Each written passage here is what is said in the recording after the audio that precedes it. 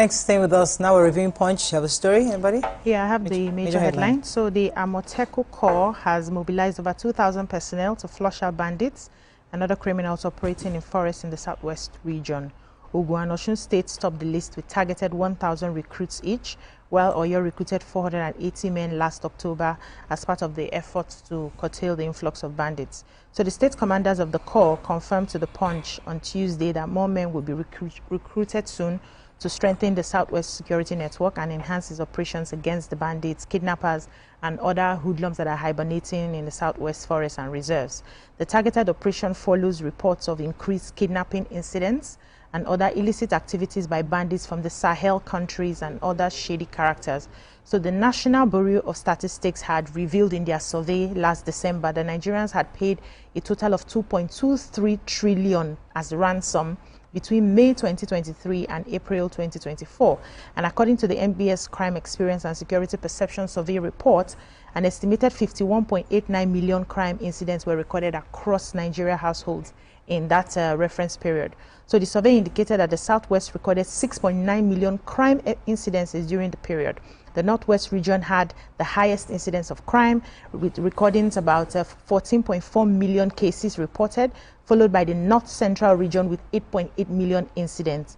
And so they are saying that to, booster their security in the Southwest, the Ondo State Amoteco Corps is asking that they have already deployed their rangers to the forest, about 1,000 rangers, and they are asking that they need more weapons. They're asking for more weapons and other security hardware. So it's very difficult for them. Though they are not talking about automatic weapons, it's under the exclusive list, but they need more weapons. They also need things to help them improve their intelligence gathering to be able to do the work well. Yeah. Okay. Okay. So I have a story on. So I have a story on public debt, right? They said the Nigeria's total public debt rose from 142.3 trillion, from 134.3 trillion to 142.3 trillion. They said that the debt that's compromising of the external and domestic debts combined all in Naira after they had made the conversion into Naira. That was the total amount. They are saying that the external debt rose from 63.07 trillion to 68.89 trillion. We are going to be dealing with figures. And also the domestic debt, they said, increased from 45.87 billion in September, and now it's now 48.45 billion in June. So they are saying that the federal government obligation rose from 66.96 trillion to 69.22 trillion, while states and federal capital territory recorded a minor reduction from 4.27 to 4.21 trillion. So overall, they said the Nigerian's total public debt is now rose from 88.89 billion. Now it's now 91.35 billion. Okay. So they are now saying that the chief executive officer of the Center for Promotion of Public Enterprise is saying that we should be very careful that the country may end up in a debt trap. And he's also saying that we should be very conscious and watch the rates at which this thing is growing. Yeah. Okay, so I have electrification of rural areas. So despite spending more than 14.36 billion naira on alternative sources of electricity for rural areas across the Federation in 2024, the federal government proposed to spend 1.3 trillion to deepen its efforts in 2025. The Rural Electrification Agency will handle projects under the Ministry of Power. This is as the REA, which EFCC is probing for 12.7 billion fraud, has failed to connect hundreds of communities to the national grid.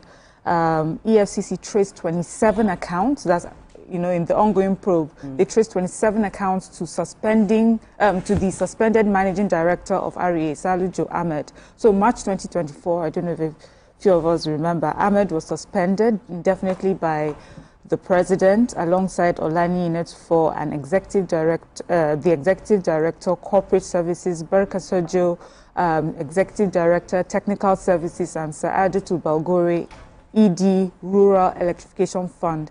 And a new acting management team was appointed, So meanwhile, rural communities in Edo, Ogun, Taraba, Yobe, Sokoto, Jigawa, Zamfara, Enugu, Imo, and several other states have complained that they have not been connected to the national grid.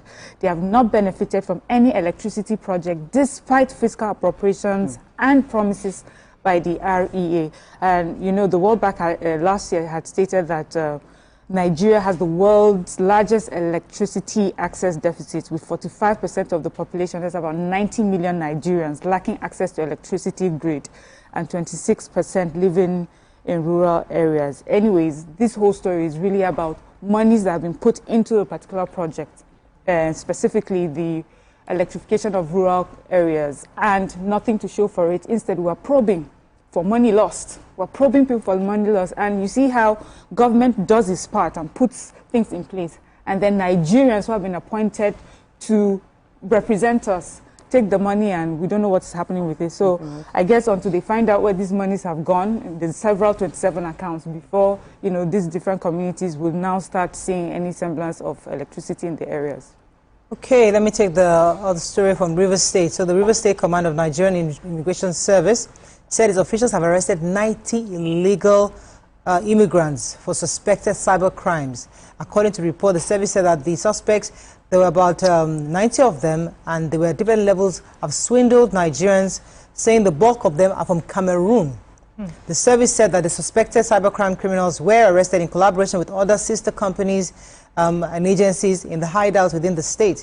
According to the report, says that profiling them, 85 of them were Cameroonians, 5 were Chadians, and 4 were Nigerians. Of the 94 people, 97 were male and 20 females. According to the services, all 90 of them gained access into the country illegally, and they've been here perpetrating crime for some time. Okay, moving on now to Daily Sun. Telecom's tariff hike sparks widespread fury. Checkpoints, reps probe alleged extortion of humiliation of passengers in Southeast. Over 100 terrorist financiers convicted in 2 years, says Tinubu. Despite earlier tragedy, Niger residents besieged fallen tanker to scoop groundnut oil. Bagudu, how we plan to generate funds in 2025. Alleged rights breach. Ex-presidential aspirant files 990 trillion euro suit against CBN and others. And Portugal to import more US and Nigerian LNG. Okay. Yes, so I have the Nigerian Communications Commission, and I know that you people took the story yesterday. We know that there's a recent approval of a 50% increase in telecommunications tariff across the country, and it has sparked a heated debate. The telecom operators are celebrating the decision as a crucial step towards ensuring the sector's financial viability.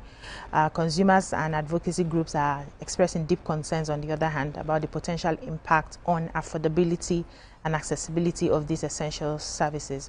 So while the tariff increment falls short of the initial request, they actually wanted to have taken it higher than 50%. They said it's a welcome development and a significant step towards, you know, all the things that they needed to do for that industry. They said they've been vocal about the mounting pressures they face, rising operational costs, including energy, infrastructure, maintenance, and the devaluation of the naira. They also argue that the tariff hike is not merely a profit-driven move, but a necessary measure to sustain investments in network upgrades and ensure the continued delivery of quality services. But the increased costs is definitely going to significantly impact on the lives of Nigerians, though they are saying that it's crucial for them to continue investing in the network, and that's why they are increasing the prices, so that at least they can have all the necessities to function effectively. But consumer groups, individuals, every other person is saying that this will impact especially on consumers, people who are, you know, relying on their daily bread. Everything we're doing now, you have to go through the telcos. Even the banks are using the telcos for their services and all of that. And that will now reflect on the cost of the services, products and services that we get, which the consumers will struggle to pay for. I heard a bit of how Tokwe was lamenting using all the other networks, and now she has to pay double of the price that she's paying. It doesn't really make sense. So it's being for and against. I also want some people to see it from the perspective of the business owners and also the perspective of the consumers. Okay, so Portugal plans to increase purchase of liquefied natural gas from Nigeria and the United States. This is as a result of the dwindling supplies from Russia, obviously, you know about the war. So yesterday, Environmental Minister Maria de Garcia said yesterday that Portugal imported about 49 1,000 gigawatt hours of natural gas in 2024, of which around 96% was LNG. According to the minister, the data from electricity and gas shows that Nigeria accounted for 51% of those LNG, and they're also about to order more. So better days ahead for us. So there's a likelihood that they're going to increase their purchase from Nigeria, especially because of the war going on in Russia. So that's more foreign exchange. Congratulations to us then. Okay. I'll take the tanker. This happened at, okay, sorry. So in Niger State, they say barely 4 days after fuel tanker explosion killed over 90 people and injured 69 at Diko Junction in Gurara local government area of Niger State. Residents of Bida local government area yesterday morning invaded a fallen tanker to scoop groundnut oil. The tanker, said to be carrying about 30,000 liters of groundnut oil, lost control and overturned, spilling its content. The accident occurred near Shafa filling station in Esso area in the suburb of Bida town. So there's a viral video that's on social media, and then it shows like chaotic scenes where dozens of residents had they were scrambling to collect spilled groundnut oil using all kinds of containers, including jerry cans and buckets. So thankfully, there was no fuel, there were no casualties, nothing, no explosion. You think they'll learn from? You would think 4 days before, having lost so many people than Nigerians. So what is it? You know, I know people always say it's hunger, but I don't know if it's hunger. Bad behavior. Someone went there with the generator. Very quickly. So there's just very, they said Nigeria prosecuted 100 terror financiers in 2 years. That's people who have been financing terrorism. And they said they have prosecuted over 100 of them. And now, I don't want to go into details, but I just want to say that, why can't they publish their names so that we will know? Let's put their names out so that we'll know them. They know she prosecuted is mention their names, let us know.